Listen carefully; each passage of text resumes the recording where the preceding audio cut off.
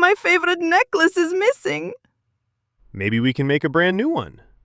A shiny dragon necklace? A colorful pasta necklace. Pasta can become a necklace? More pasta.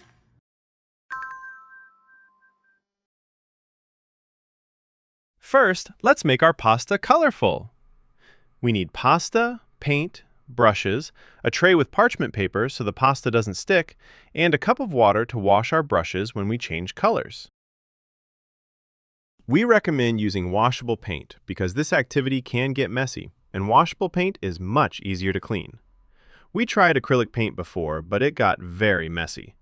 Sometimes you need to hold the pasta with your fingers while painting, so paint can get on your hands. We decided to add glitter glue to our pasta to make it extra sparkly and special. The kids really loved adding glitter glue to the pasta. There were so many fun colors to choose from. When you finish painting and decorating your pasta, let it dry completely. We decided to make our necklaces the next day.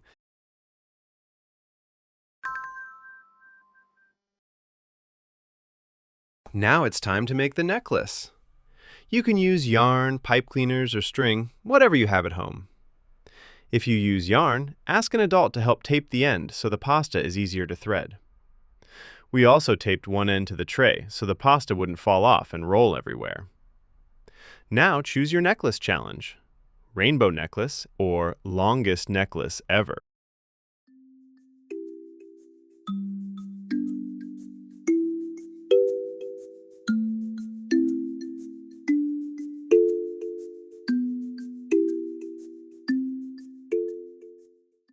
Yay! We made the longest necklace ever! And a beautiful rainbow necklace too! But we still had extra pasta. So we used pipe cleaners to make colorful bracelets. We did it! We made colorful pasta necklaces. Every necklace turned out different and special. And extra sparkly. Thanks for crafting with us. See you next time, friends.